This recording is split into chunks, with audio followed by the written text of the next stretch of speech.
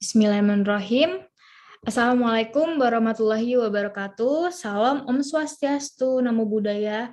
Salam sejahtera bagi kita semua yang terhormat. Ibu Dr. Sang Ayu Putu Rahayu SHMH. Di sini kami akan menjelaskan terkait hasil pekerjaan kami, yaitu PKM Riset Sosial Humaniora yang berjudul Perlindungan Hukum Terhadap Penyandang Tunarungu dalam Jual Beli Tanah atas Kepemilikan Haknya. Pertama-tama, izinkan saya dan kelompok saya untuk memperkenalkan diri. Saya Safia Nur Azizah dengan NIM 8111421715 dan rekan saya. Perkenalkan, saya Garin Dinda Azalea dengan NIM 8114211683.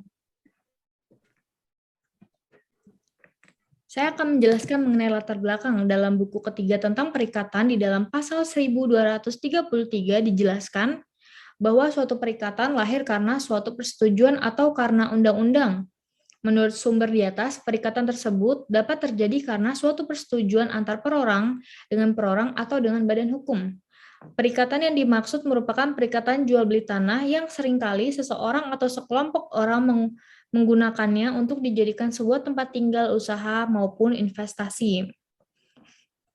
Maka, untuk dapat terjadi suatu perikatan, perlu ada persetujuan yang sah yang harus memenuhi empat syarat sebagai berikut. Yang pertama, kesepakatan mereka yang mengikatkan dirinya. Yang kedua, ada kecakapan untuk membuat suatu perikatan. Yang ketiga, suatu pokok persoalan tertentu. Dan yang keempat, suatu sebab yang tidak terlarang atau halal. Jika dilihat dari persyaratan nomor 2, pada dasarnya setiap orang itu berhak untuk membuat perikatan kecuali ia dinyatakan tidak cakap untuk hal itu. Dalam pasal 1330 KUH Perdata dijelaskan juga bahwa yang tidak cakap untuk membuat persetujuan adalah anak yang belum dewasa, kedua ada orang yang ditaruh di bawah pengampuan, ketiga itu ada perempuan dalam hal-hal yang ditetapkan oleh undang-undang, keempat orang-orang dalam undang-undang yang memperbolehkan atau melarangnya. Dalam penjelasan pasal 32 UU nomor 8 tahun 2016, yang menyatakan bahwa penyandang disabilitas dapat dinyatakan tidak cakap berdasarkan penetapan pengadilan negeri, namun inkonsistensinya mengenai pengampuan dalam UU nomor 8 tahun 2016 dalam KUH Perdata menyebabkan ketidakpastian hukum itu bagi para penyandang disabilitas. Inkonsistensi tersebut menunjukkan bahwa kenyataan yang ada terkait penyandang disabilitas tidak dirumuskan secara jelas sehingga seseorang disabilitas termasuk penyandang tunarungu apakah termasuk ke dalam orang yang tidak cakap ataukah penyandang disabilitas tunarungu termasuk sebagai subjek hukum yang memiliki perlindungan hukum. Maka dari penjelasan tersebut, hal yang melatar belakangi penulis membuat artikel ilmiah ini adalah yang pertama, apakah seorang penyandang disabilitas tunarungu memiliki kecakapan untuk melakukan perjanjian jual beli tanah? Dan yang kedua, bagaimanakah bentuk perlindungan hukum bagi tunarungu dalam perjanjian jual beli tanah? Tujuan dan pemanfaat penelitian ini, tujuannya yang pertama, untuk dapat mengetahui bentuk perlindungan yang didapat kepada tunarungu agar dapat melakukan tindakan hukumnya sendiri. Yang kedua, menganalisis tahapan atau proses dari tindakan hukum yang dilakukan seseorang tunarungu untuk mendapatkan kepemilikan haknya.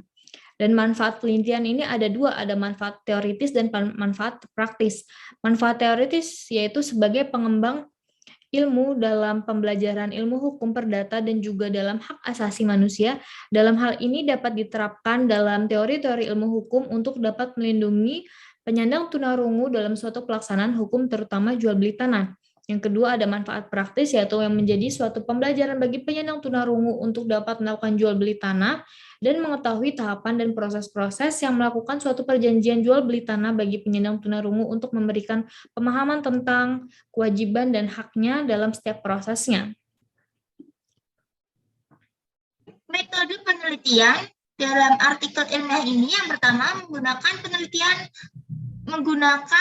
metode kualitatif dan pendekatannya menggunakan pendekatan yang bersifat empiris. Sumber dan jenis datanya ada data sekunder dan primer. Data sekunder adalah sumber data yang tidak diperoleh langsung oleh peneliti. Biasanya sumber data ini diperoleh dari pihak lain dan juga bahan bacaan atau laporan penelitian terlebih dahulu. Sedangkan data primer yaitu merupakan sumber penelitian yang diperoleh secara langsung dari sumber aslinya yang berupa wawancara, jajak pendapat dari individu atau kelompok maupun orang, hasil observasi dari suatu objek. Untuk lokasi penelitian mengenai kesulitan penyandang disabilitas tunarungu dalam transaksi jual beli tanah yang dilakukan di Kecamatan Ngalian dan sekitar Kota Semarang. Alasan peneliti memilih lokasi ini karena masih banyak lahan kosong yang dijual dan peneliti ingin mengetahui tentang bagaimana kecakapan bertindak bagi penyandang tunarungu dalam melakukan transaksi perjanjian jual beli tanah dan bentuk perlindungan hukumnya di wilayah Ngalian dan sekitarnya. Tinjauan pustaka, tunarungu dapat diartikan sebagai suatu keadaan kehilangan pendengaran yang mengakibatkan seseorang tidak dapat menangkap berbagai rangsangan, terutama melalui indera pendengarnya. Hak milik adalah hak turun-temurun terkuat dan terpenuhi yang dapat dipunyai orang atas tanah. Pengertian hak milik tertuang dalam pasal 20 ayat 1 UU PA. Kata turun-temurun dapat diartikan bahwa hak milik atas tanah tidak hanya berlangsung selama hidup pemegang hak. Akan tetapi apabila terjadi peristiwa hukum, yaitu dengan meninggalnya pemegang hak, dapat dilanjutkan oleh ahli waris. Jual beli tanah, jual beli dijelaskan dalam pasal 1457 Kitab Undang-Undang Hukum Perdata menyebutkan bahwa jual beli adalah suatu persetujuan dengan mana pihak yang satu mengikatkan diri untuk menyerahkan suatu kebendaan dan pihak lain membayar harga yang telah dijanjikan. Sehingga jual beli tanah adalah perbuatan hukum penyerahan tanah untuk selama-lamanya dengan penjual yang menerima pembayaran dari pembeli sesuai dengan harga pembelian dan dilakukan secara terang dan tunai. Pemecahan masalah untuk penelitian ini yang pertama dapat didampingi oleh orang yang akan membantunya. Yang kedua, memberikan kuasa kepada seseorang untuk membantu penyandang tunarungu dalam membuat perjanjian tertulis. Dan yang ketiga, seseorang yang membantu dapat membuat izin tertulis. Biaya kegiatan.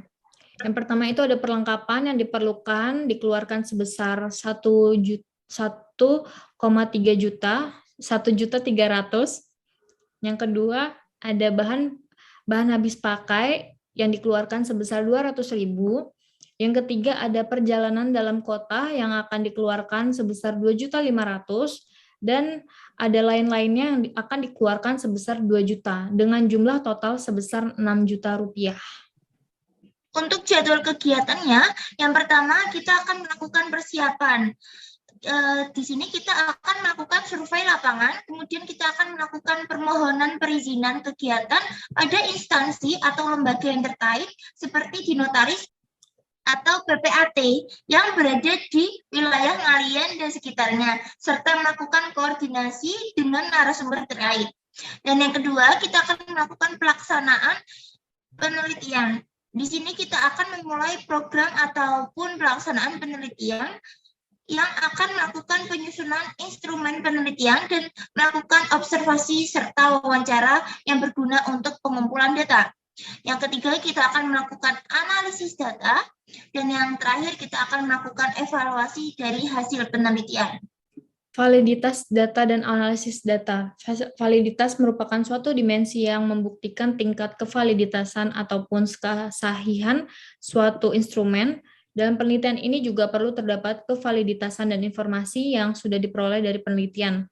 Informasi tersebut akan dianalisis memakai tata cara analisis informasi kualitatif seperti pada umumnya.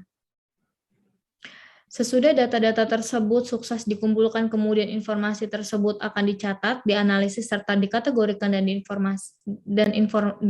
informasi tersebut akan ditarik kesimpulannya, guna menciptakan teori secara universal yang berhubungan dengan kecakapan bertindak seorang penyandang tunarungu dalam transaksi perjanjian jual beli tanah dan perihal bentuk dari perlindungan hukumnya. Sekian, terima kasih presentasi dari kelompok kami. Jika kami ada salah kata atau masih banyak kurangnya, mohon dimaafkan. Terima kasih. Assalamualaikum warahmatullahi wabarakatuh.